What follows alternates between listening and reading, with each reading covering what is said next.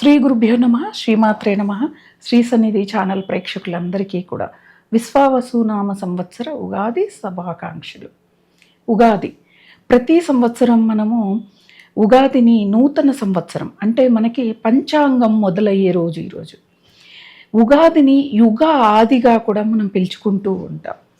ఎలా ఈ యుగ ఆది వచ్చింది అంటే మనకి మన వేదాలన్నీ తస్కరింపబడినప్పుడు మహావిష్ణువు మత్స్యావతారాన్ని తీసుకొని ఆ వేదాలని రక్షించి బ్రహ్మదేవుడికి ఇచ్చాడంట. ఇచ్చి సృష్టిని ప్రారంభించమని చెప్పాడు. ఉగాది రోజున తెల్లవారుజామున అంటే మనకి చైత్రమాసం శుద్ధ పాడ్యమి తెల్లవారుజామున బ్రహ్మదేవుడు సృష్టిని మొదలు పెట్టాడు కాబట్టి యుగ ఆది అని చెప్పి మనకి పేరు వచ్చింది. ఈ రోజున అంటే వసంత నవరాత్రులు కూడా మొదలవుతాయి. వసంత ఋతువు మొదలవుతుంది. రాలిపోయిన ఆకులన్నీ చిగురించడం మొదలు పెడతాయి. ఉగాది నుంచి ఉక్కపోతా అంటూ ఉంటారు. వేడి కూడా వాతావరణంలో చాలా ఎక్కువగా పెరుగుతుంది. ఈ ఉగాది రోజున మనం ప్రథమంగా చేయవలసినది భగవద్ ఆరాధన, దాన ధర్మాలు అన్నమాట. మనమందరం ఎక్కువగా దేనికి ప్రాముఖ్యతనిస్తాము అంటే కొత్త దుస్తులకి, అలాగే ఆ రోజు చేసుకునే ఇంటి అలంకరణకి మాత్రం ప్రాధాన్యతనిస్తాం. భగవన్నామాన్ని, భగవత్ సేవని పక్కకి పెడతాం. దాన ధర్మాలని పక్కకి పెడతాం. అలా కాకుండా ఉగాది రోజున మనము కొత్తగా పనులని ప్రారంభించటం. కొత్తగా అంటే మనం ఎప్పుడూ కూడా భౌతికంగా ఆలోచిస్తాం. మనము ఈ రోజున ఒక ఆఫీస్ ఓపెన్ చేస్తాం, ఈరోజు ఒక వ్యాపారాన్ని ప్రారంభిద్దామని చెప్పి ఆలోచిస్తూ ఉంటాం. కానీ అలా కాకుండా ఈ ఉగాది రోజు నుంచి కొంత దాన ధర్మాలకి, కొంత భగవత్ సేవకి మనము ధనాన్ని సమకూర్చడం అనేది మొదలు పెట్టాలి. మరి ఈ ఉగాది రోజున ఎటువంటి నియమాల్ని పాటిస్తూ పండగని చేసుకోవాలి? ఉగాది తెల్లవారుజామునే ఎప్పుడైనా బ్రహ్మీకాల ముహూర్తం శక్తివంతమైన ముహూర్తం కాలం కూడా. ఆ సమయంలో నిద్రలేచి మనం ఇంటి బయట గుమ్మాన్ని శుభ్రం చేసుకొని ఇంటి ముందు ముగ్గులు వేసుకుని అందంగా వీలైతే ఆవు పేడతో, అంటే అపార్ట్మెంట్లలో ఉంటున్నాం కాబట్టి మనకి ఫ్లోరింగ్ ఉంటుంది, ఆవు పేడ పనికిరాదు. దాని మీద కాలు పెడితే జారి పడిపోతాం. కాబట్టి ఎవరికైతే ఇంటి బయట నేల ఉంటుందో వాళ్ళంతా కూడా ఆవు పేడతో నీళ్ళని చల్లి అందంగా ముగ్గులని వేసి గుమ్మానికి పసుపుని రాసి కుంకుమల్ని పెట్టి మామిడాకులు వేప మండలు కలిపి తోరణంలా కట్టి గుమ్మానికి కట్టాలి. ఎందుకు ఈ ఈ పండక్కి మాత్రమే వేప మండల్ని కూడా కలిపి మనం పెడతాము అంటే వేప అనేది చెడు బ్యాక్టీరియాని నిర్మూలించి మంచి బ్యాక్టీరియాని మనకు అందిస్తుంది. ఆరోగ్యానికి మంచిది. ఈ వేసవి కాలం, ఈ ఉగాది మొదలైనప్పటి నుంచి వేడి ఎక్కువగా ఉంటుంది కాబట్టి శరీరంలో కూడా ఉష్ణోగ్రత ఎక్కువగా అవుతుంది. దాని తాలూకు అనారోగ్య సమస్యలు వస్తాయి. అదే మనం బయట నుంచి రాగానే గుమ్మం దగ్గర ఈ మామిడాకులతో కలిపి వేప మండల్ని కట్టాము అంటే ఆ వేప మండల్ నుంచి వచ్చే సువాసన మనం పీల్చటం వల్ల మనలో ఉన్న ఉష్ణ శాతం తగ్గిపోయి ఆరోగ్యానికి మేలు చేస్తుంది. అలాగే భూతప్రేత పిశాచ బాధల నుంచి కూడా బయటపడేసేది ఈ అద్భుతమైన ఔషధ గుణాలు ఉన్నది ఈ వేప. లక్ష్మీదేవిగా మనం ఆరాధిస్తాం వేప వృక్షానికి, అవునా? అలా ఈరోజు ప్రారంభిస్తూ ఇంటిని శుభ్రం చేసుకొని, పూజామందిరం శుభ్రం చేసుకొని భగవంతునికి అందంగా పువ్వులతో, అంటే నిర్మాల్యాన్ని తీసి కొత్త పువ్వులతో అందంగా అలంకరించి ఈ రోజున ప్రధానంగా ఉగాది అంటే అందరికీ గుర్తొచ్చేది ఉగాది పచ్చడి. ఈ ఉగాది పచ్చడి మన జీవితంలో జరిగే ప్రతి విషయానికి కూడా అనుసంధానం అయి ఉంటాయి అన్నమాట. షడ్రుచులతో కూడుకున్నదన్నమాట. షట్ చక్రాలకి సంబంధించింది కూడా అన్నమాట. ఈ షడ్రుచులు ఏంటివి అవి అంటే వేప పువ్వు, చింతపండు, ఉప్పు, బెల్లం, అలాగే మామిడికాయ. ఇవన్నీ కూడా కొత్తగా వస్తాయి అన్నమాట ఉగాదికి. చింతపండు, కొత్త చింతపండు వస్తుంది. మామిడికాయలు వచ్చేది ఆ సమయంలోనే. ఉప్పు తయారై మనకి వచ్చేది ఈ సమయంలోనే. అలాగే తీపి పదార్థం బెల్లం కూడా, కొత్త బెల్లం వచ్చేది ఇప్పుడే. ఇవన్నీ కూడా ఈ షడ్రుచులు కూడా మన జీవితానికి ఎలా అనుసంధానం చేసుకోవాలి అంటే, ఇంకా తీపి అంటే అందరికీ తెలుసు, మధురం అన్నమాట. జీవితము మధురమైన క్షణాల్ని ఎలా ఆనందిస్తామో అలాగే చేదు, వేప పువ్వు వేస్తాం కదా, అసలు మామూలుగా వేప పువ్వు కాదు వేయాల్సింది, వేప చివుళ్ళని వేయాలి. వేప చివుళ్ళని ఈరోజు స్వీకరించటం వల్ల కడుపులో ఉన్న మలినాలన్నీ కూడా తొలగిపోతాయి.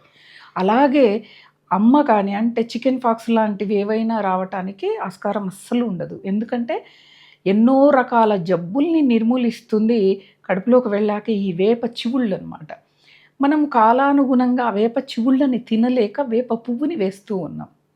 ఇది మనకి సంవత్సరం అంతా కూడా ఎటువంటి చేదుకరమైన విషయాలు మనకి జీవితంలో తటస్థించినా వాటిని మేము స్వీకరిస్తాము అనే దానికి సంకేతంగా వేప పువ్వుని వేస్తాం. ఉప్పు, ఉప్పు ఈ లవణము ఏంటిది అంటే ఆరోగ్యానికి చాలా మంచిదండి. ఎంత మోతాదులో తీసుకుంటే అంత మోతాదులో తీసుకోవటం వల్ల ఆరోగ్యంగా చాలా బాగా ఉంటాం. ఉప్పు అవసరం మనిషికనమాట. అలాగే నెగటివిటీని కూడా తీసేస్తుంది ఉప్పు. మనం చూడండి ఎక్కడికైనా వెళ్ళొస్తే దిష్టి తగిలింది అని ఉప్పుతో దిష్టి తీసి వేసేసాక చాలా రిలాక్స్ ఫీల్ అవుతూ ఉంటాం. అంటే ఆ నెగటివిటీ మనలో ఉన్న నెగటివిటీని తీసేస్తుంది. అలా శరీరంలో ఉన్న ఎక్కడెక్కడ మలినాలన్నిటినీ తొలగింపచేసేది ఉప్పు అన్నమాట. ఈ ఉప్పు ఏంటిది అంటే మనం ఏదైనా ఎవరికైనా సహాయం చేసి వాళ్ళు మన పట్ల ఎటువంటి విశ్వాసమో చూపియకపోతే అటువంటి దాన్ని కూడా మేము స్వీకరిస్తాము అనే దానికి సంకేతం ఉప్పు. అంటూ ఉంటాం కదా, మా ఇంటి ఉప్పు తిన్నాడు విశ్వాసం లేదు అంటూ ఉంటారు. ఊరికే రాలేదు మనకి ఏ సామెతలు కూడా ఇలానే వచ్చాయన్నమాట. కాబట్టి అలా చింతపండు కొత్తగా చింతపండు వస్తుంది. ఈ పులుపు అన్నమాట. పులుపు అంటే ఎలాంటి అవమానాలు ఎదుర్కోవాలన్నా కూడా మనం వాటిని స్వీకరిస్తాం. మామూలుగా మనం వాటిని స్వీకరించం. వాటిని మేము ఈ ఉగాది రోజునే స్వీకరిస్తాం. ఈ రోజు నుంచి అటువంటి ఎదురైతే అనేదానికి సంకేతంగా చింతపండుని మనం స్వీకరిస్తాం. చింతపండు మనలో ఉన్న ఆమ్ల శాతాన్ని తగ్గించి వేసి ఆరోగ్యాన్ని మంచి చేస్తుంది. ఎంత మోతాదులో తీసుకోవాలో అంత తీసుకోవాలి. అలాగే కారం. కారము అనగానే దుఃఖం మనకి గుర్తొస్తుంది. అంతే కదా, కారం ఎక్కువగా తింటే కళ్ళంబడి నీళ్ళు వచ్చేస్తాయి, దుఃఖంతో కూడిన నీళ్ళు అనమాట. ఆ కారము అంటే ఇప్పుడు మనకు పురాతన కాలం యుగయుగాల నుంచి కూడా భారతదేశంలో కారము అంటే మిరియాల పొడిని వాడేవాళ్ళు. ఈ మిరప అనేది వేరే దేశం నుంచి మన భారతదేశానికి రాబడింది. ఆ తర్వాతనే మనం కారం కానీ పచ్చిమిర్చి కానీ వాడుకలోకి రావటం జరిగింది. కాకపోతే ఇప్పుడు ఎండుమిర్చి పంట కూడా వస్తుంది.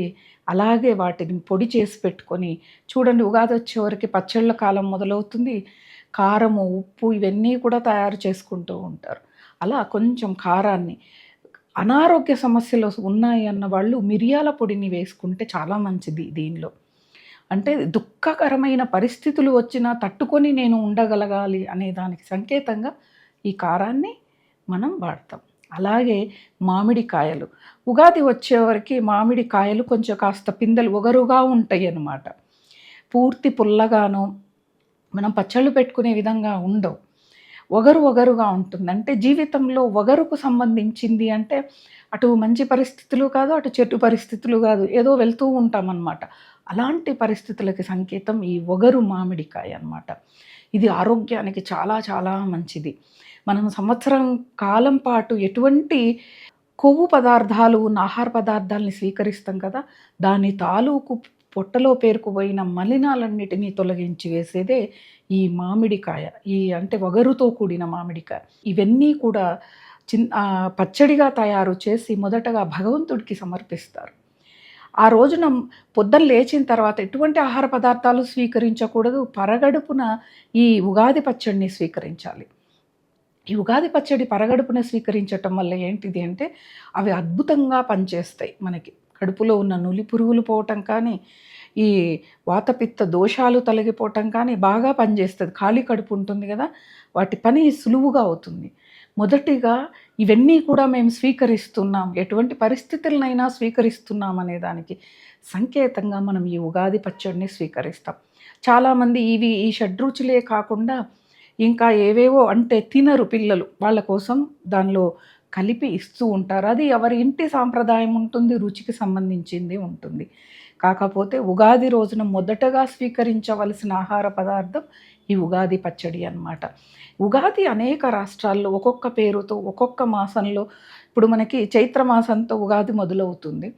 వైశాఖ మాసంలో ఒక రాష్ట్రంలో ఉగాది వాళ్ళ పేరుతో మొదలవుతుందన్నమాట. అలా ఎవరికి సంబంధించిన భాషలో ఎవరి సాంప్రదాయానికి సంబంధించిన ఆచార వ్యవహారాలు వాళ్ళు అనుసరిస్తూ ఉగాది పండుగని చేసుకుంటారు. ఈ ఉగాది రోజున వసంత నవరాత్రులు మొదలవుతాయి. వసంత నవరాత్రులు అమ్మవారిని ఆరాధించే అద్భుతమైన సమయం అన్నమాట. వసంత ఋతువు మొదలవుతుంది. వసంత ఋతువు మొదలైనప్పుడు మనకి ఏం కనిపిస్తుంది? ప్రకృతి చాలా అందంగా కనిపిస్తుంది. అందరికీ ఒకసారి ఊహించుకోండి, వసంత ఋతువు అనగానే ఆనందకాలం. ప్రకృతి స్వరూపమైన అమ్మవారిని ఆరాధించటం. రాత్రి ఆరాధన అనేది మనలో ఉన్న అజ్ఞానాన్ని తొలగించి జ్ఞానాన్ని ఉపదేశిస్తుందన్నమాట. అమ్మవారి ఆరాధన ఈ 9 రోజులు కూడా చేయటం, నవరాత్రులు చేసి 9వ రోజు శ్రీరామనవమిని మనం ఘనంగా జరుపుకుంటాం. ఆ రోజుతో నవరాత్రి పూజా విధానం, పూజ మొత్తము కూడా ముగుస్తుంది. చాలామంది ఉగాది రోజు ఏ దేవుణ్ణి ఆరాధించాలి అన్న ఒక సందేహం ఉంటుంది. కలియుగ ప్రత్యక్ష దైవమైన ఆ వెంకటేశ్వర స్వామిని, ఆ శ్రీనివాసుని ఆరాధించటం, ఆయన యొక్క నామాల్ని చదవటం, అలాగే మీకు ఇష్టదైవం ఎవరు ఉంటారు? ఒక్కొక్కళ్ళకి అమ్మవారు ఇష్టంగా ఉంటారు, ఒక్కొక్కళ్ళకి మహావిష్ణువు ఇష్టం, ఆయన యొక్క అవతారాలు చాలా ఇష్టం, ఒక్కొక్కళ్ళకి పరమేశ్వర ఆరాధన ఇష్టం, ఒక్కొక్కళ్ళకి గురు పరంపర ఇష్టం ఉంటుంది, ఒక్కొక్కళ్ళకి ఇంటి దేవత, కులదేవత, ఇలా అనేక రకాలుగా ఇష్టం ఉంటుంది. గ్రామ దేవతలు, వీళ్ళందరి ఆరాధన ఈరోజు సత్ఫలితాలను ఇస్తుంది.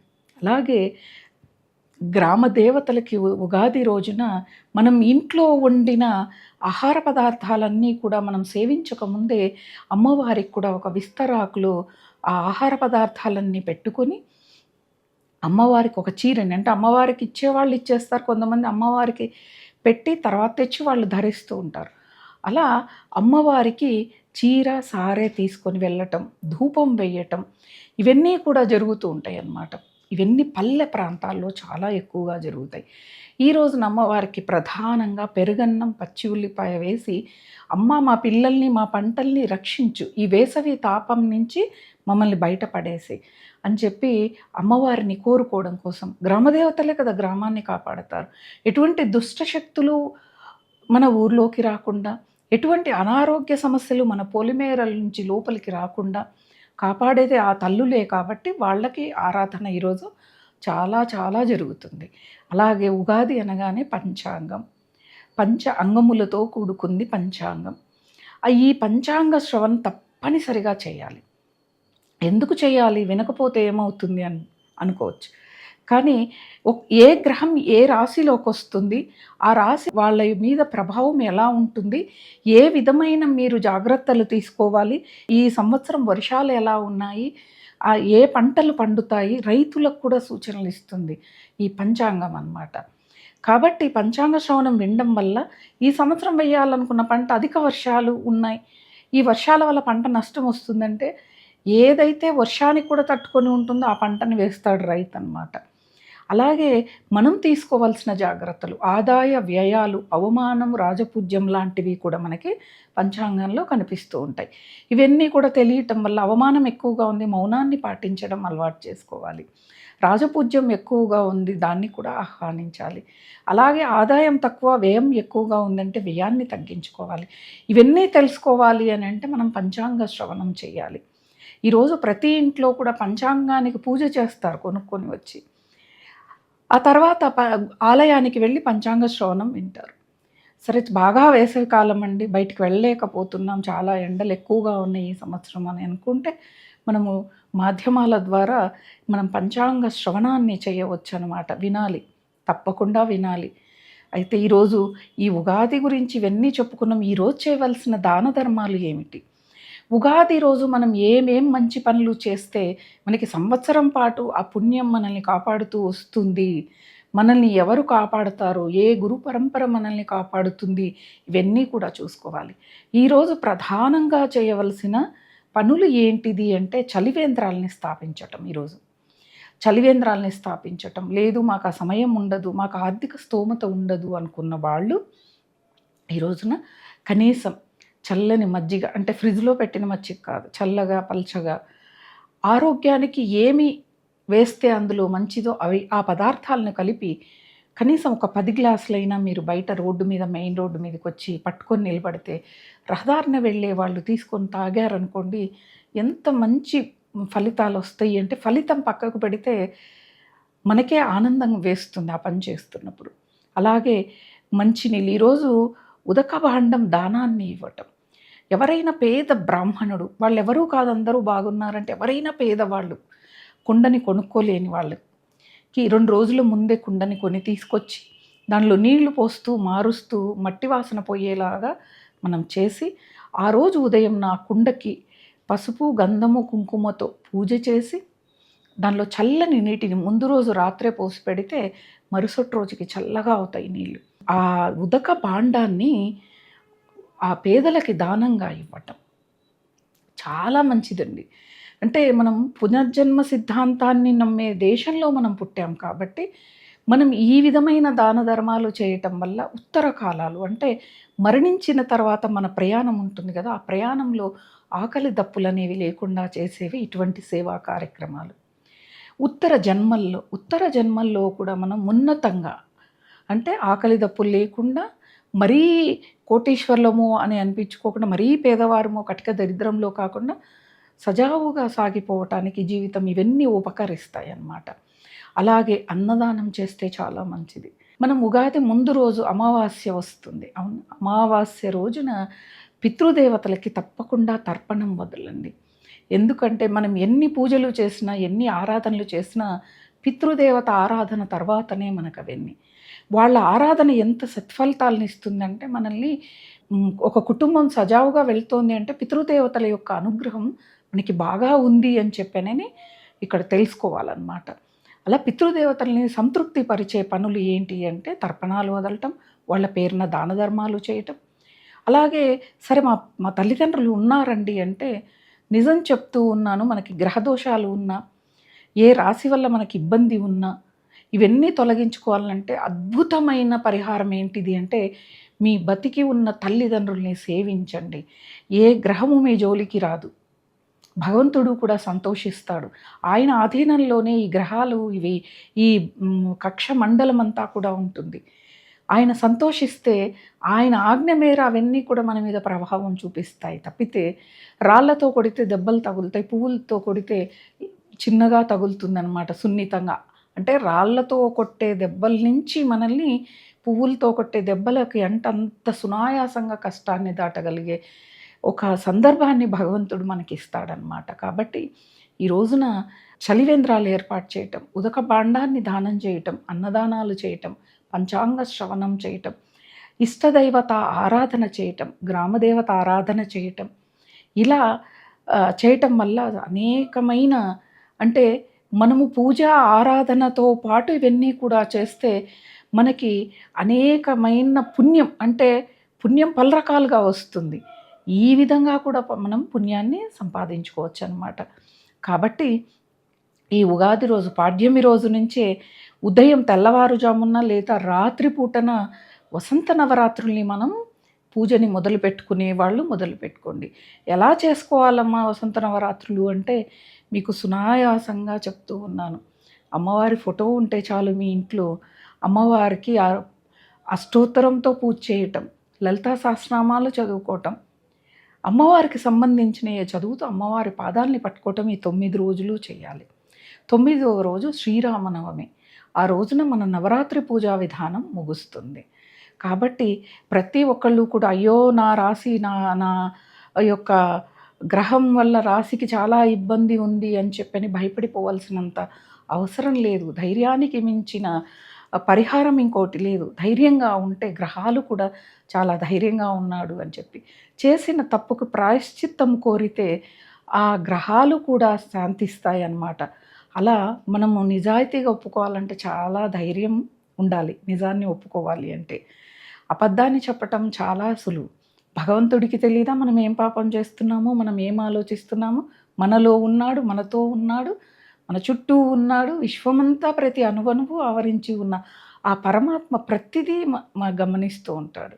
కాబట్టి జాగ్రత్తగా కొన్ని నియమాలని ఈరోజు తీసుకోండి. ఏంటిది ఆ నియమాలంటే మౌనంగా ఉంటాను, ఎవరిని ఇబ్బంది పెట్టను, ఎవరిది ఒక రూపాయి నేను అనవసరంగా తీసుకొని తినను, అన్యాయమైన అధర్మమైన వ్యాపారం కానీ ఉద్యోగం కానీ చెయ్యను. ఉన్న దాంట్లో తృప్తిగా నేను బతుకుతాను. భగవంతుడి యొక్క అనుగ్రహం నాకు ఉంది అని చెప్పని ఈరోజు కొన్ని కొత్త నియమాల్ని మీరు చేపట్టి సంవత్సర కాలం ఈ నియమాల్ని పాటించారంటే అలవాటుగా మారిపోతుంది. అప్పుడు అద్భుతమైన జీవితం లభిస్తుంది. భగవంతుడి దగ్గర దీపారాధన చేసి భక్తిపూర్వకంగా ఒక నమస్కారం చేసినా అది పెద్ద పూజ అవుతుందన్నమాట. భక్తి అంటేనే విగ్రహారాధన, ఆలయాల వెంబడి పరిగెత్తి పూజలు చేయటం ఒక్కటే కాదు. దాంతోపాటు ఇటువంటివి మనం అలవాటు చేసుకుంటే సంపూర్ణమైన భక్తి వస్తుంది. ప్రకృతిని కాపాడుకోవాలి. ఈ సంవత్సరం అంతా కూడా మనం ప్రకృతిని కాపాడుకునే ప్రయత్నం చేసాము అంటే జీవితంలో అలవాటైపోతుంది.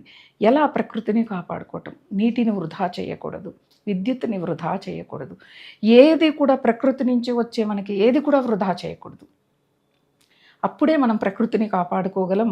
ఇంకొక 10 తరాలు 15 తరాలు వాళ్ళకి మంచినీళ్ళు కానీ, వాళ్ళకి కావాల్సిన వనరులు ప్రకృతి నుంచి వచ్చే వనరులను కానీ మనము అందించగలమన్నమాట. ఎందుకు అందించాలి అని అంటే, మరి పిల్లలు అంటే ప్రేమ అంటే వాళ్ళకి కోట్లకు సంపాదించి పెడతాం. మొన్న కరోనా వచ్చింది, కోటీశ్వరుడు చనిపోయాడు, పేదవాడు చనిపోయాడు. అక్కడ డబ్బులుంది అని చూడదు అనారోగ్యం అన్నమాట. అదే మనం ప్రకృతిని కాపాడుతూ భగవంతుడితో మమేకమై ఉంటే ఇవన్నీ మనల్ని కాపాడతాయి. కరోనా నుంచి బయటపడేస్తుంది. ఇంకింత పెద్ద అనారోగ్య సమస్యలు వచ్చిన మనల్ని వాటి నుంచి సులువుగా బయట మనం పడతాం. అంటే ప్రకృతి మనల్ని కాపాడుతుంది. ప్రకృతి స్వరూపిణి అమ్మ అంటున్నాం. అమ్మ మనల్ని కాపాడుతుంది. వృక్షాలని నరికివేయటం, అడవుల్ని కాల్చివేయటం మహాపాపం. ఎన్ని జన్మలెత్తినా కట్టిక దరిద్రంతో వాళ్ళు ఉంటారు. కాబట్టి ఇటువంటివన్నీ మానేసి ప్రకృతిని కాపాడుకుందాం. ఉగాది నుంచి ప్రతి ఒక్కళ్ళు కూడా సుఖ సంతోషాలతో అష్టైశ్వర్యాలతో ఉండాలని కోరుకుంటూ స్వస్తి.